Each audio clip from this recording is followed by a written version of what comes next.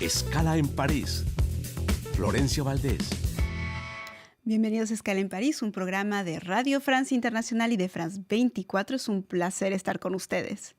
La captura de Nicolás Maduro a principios de año no puso fin al chavismo. De hecho, el nombramiento de su vicepresidenta como presidenta interina abrió un nuevo capítulo de la larga crisis venezolana. Si bien Delcy Rodríguez ha dado ciertas señales de apertura, como la excarcelación de presos políticos, la situación de los venezolanos sigue siendo incierta.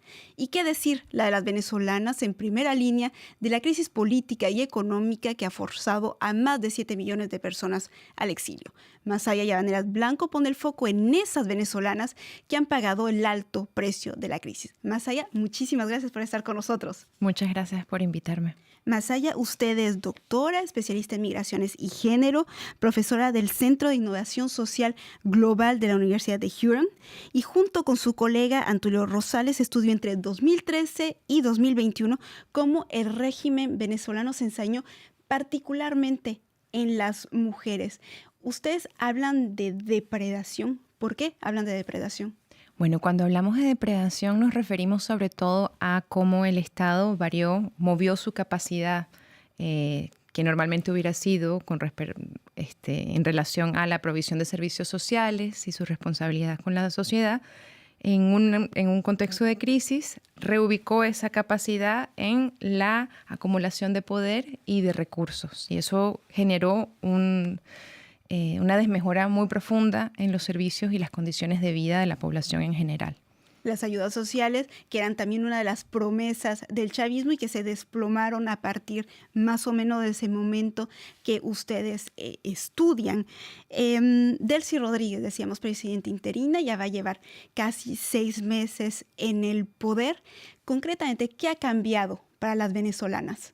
Mira, en estos últimos meses no ha habido realmente un cambio fundamental para las condiciones de vida de las mujeres.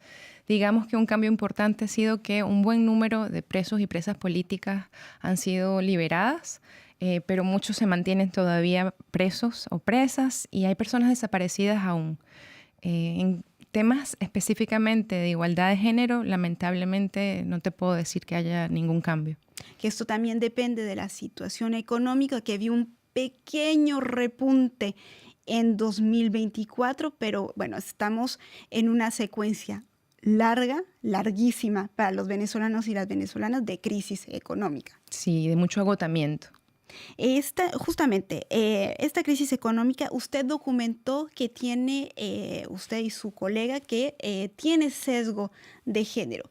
Más allá del hambre, que lo hemos reportado desde el terreno del periodismo, pero también el análisis, la academia lo ha reportado, el hambre, la falta de recursos sanitarios, todo eso se reportó. Pero más allá, ¿cómo impactó este deterioro económico a las mujeres? Fíjate que ha sido un deterioro que las ha impactado de una forma multidimensional, ¿no? Esto tiene manifestaciones en la calidad de vida de las personas. Uno de los cambios más dramáticos que hemos visto es que se ha reducido mucho la participación de las mujeres en el mercado de trabajo remunerado. Más del 50%, más o menos. Ha bajado significativamente. Pasamos de ser un país que tenía una participación laboral de las mujeres bastante alto a ser uno de los países con la participación laboral más baja. Eso tiene que ver con que las mujeres están usando el tiempo, entre otras cosas, para satisfacer las necesidades que el Estado no satisface. También tiene que ver con la desmejora profunda de los salarios. Y si resumimos, en esta década que usted estudia, pues las mujeres regresaron a la casa para ocuparse de las tareas, no simplemente domésticas, pero tareas de supervivencia. De supervivencia, y no solo dentro de los hogares, sino también a nivel comunitario. Es importante pensar también que estas cosas ocurren a nivel de las familias, pero también a nivel de las comunidades, ¿no? Los vecinos, las vecinas, las personas mayores que a lo mejor rodean a los distintos sujetos, incluso niñas y niños, ¿no? Que hay que atender o servicios que hay que suplir. Porque y en este panorama que ustedes documentan, la maternidad ha sido específicamente frágil, porque por un lado el régimen venezolano pone o expone la maternidad y dice que es fundamental, una pieza fundamental para la nación, para decirlo así, y al mismo tiempo no le ofrece los medios para tener una maternidad serena con el seguimiento médico o la no maternidad, porque eso también usted lo documenta, como todo es la salud reproductiva, se desplomó. Tal cual. Una cosa que hemos visto es paradójica y es eso que describes, en que por un lado se enaltece la maternidad como un rol fundamental de las mujeres. De hecho, hay discursos del presidente Maduro, expresidente Maduro, invitando a las mujeres a parir 6 hijos o más para la nación. Y a la vez es un país que tiene una tasa de mortalidad materna muy alarmante. Tenemos la tasa de mortalidad materna más alta de América Latina y la segunda más alta de América Latina y el Caribe. Entonces nos invitan a la maternidad, pero no nos garantizan que la sobreviviríamos. Y justamente también se ha documentado mucho la migración, lo decíamos, 7 millones de venezolanos que han tenido que salir del país, muchísimas venezolanas en condiciones de pobreza, sin pasaporte y muchas veces justamente con esos hijos a cuestas. Sí, bueno, es una situación de precariedad muy fuerte, sobre todo las olas migratorias que surgen a partir del 2017, cuando empiezan a migrar las personas que normalmente no se hubieran planteado migrar, personas cuyos recursos económicos eran especialmente reducidos. Es cuando empezamos a ver a las personas que están migrando a pie en condiciones muy precarias. A los países países vecinos, exacto, a Colombia, pero América del Sur en general. Y encontramos que muchas veces las personas estaban migrando sin la documentación requerida porque hay un retraso enorme en el acceso a los documentos en Venezuela. Y que cuesta mucho también acceder a esos documentos. Es de los más caros del mundo, el pasaporte venezolano. Y claro, pensamos en la vulneración de esas mujeres, todo lo que puede ser violencia de género en esas rutas migratorias, también se documentó ampliamente, pero también un aumento de la violencia de género para las mujeres y para las niñas en este mismo contexto de precarización y de desmoronamiento democrático. Exacto, es que una cosa va con otra, ¿no? Hablamos de la crisis económica, pero esa crisis económica es hermana de una crisis política. Y el trabajo no remunerado de las mujeres y las niñas es el que ha sostenido en buena medida todo aquello que se ha venido cayendo, pues no se termina de caer porque hay un grupo de la población dispuesto a sostener. Pero eso tiene costos importantes y tiene costos, por ejemplo, en términos de la salud y la mortalidad materna, ¿no? Una cosa está relacionada con la otra. Y justamente eso le iba a preguntar, porque cuando preguntamos analistas, las personas que conocen muy bien la situación venezolana, cuando hemos preguntado por qué ese régimen se sostiene, siempre miramos del lado de los militares, porque la teoría nos ha dicho, mientras que los militares sigan apoyando ese régimen no se va a desmoronar.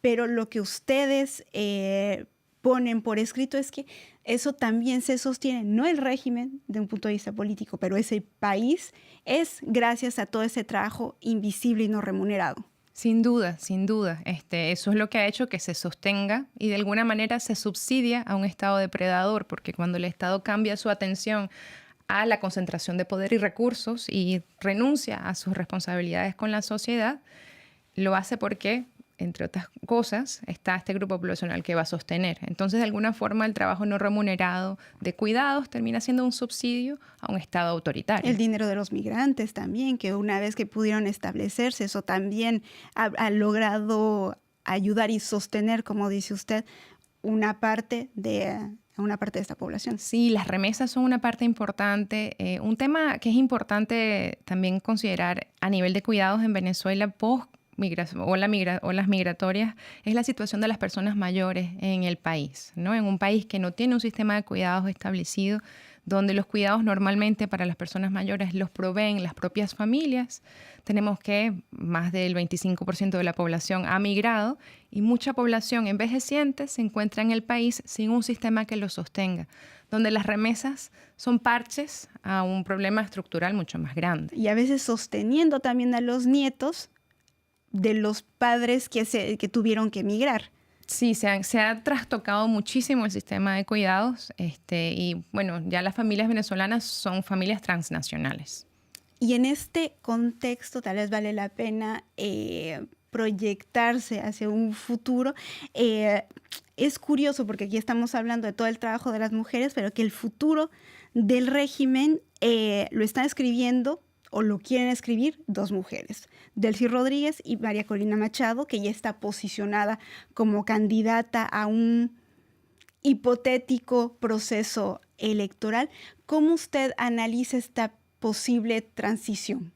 Es paradójico que la primera presidenta en Venezuela haya sido no electa, sino que sea la presidenta interina, actualmente Delcy Rodríguez. Y tenemos, bueno, la figura importante, María Corina Machado, que fue la candidata preferida por la población, aunque no tuvo la oportunidad. Ella la candidata. Sí, por razones políticas y de Estado autoritario. Pues es paradójico. Lamentablemente no hay una agenda de género clara que garantice un interés directo en la equidad de género en el país. En este momento, sin embargo, lo más importante para nosotros pensar es en la democratización, en la oportunidad de hacer de esta transición un momento democrático. No lo vemos claro, pero es una oportunidad importante.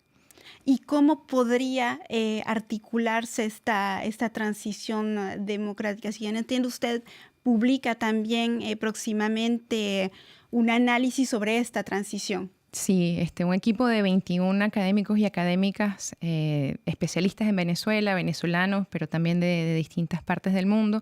Hemos estado trabajando en equipo, imaginando qué significa una transición democrática en esta coyuntura.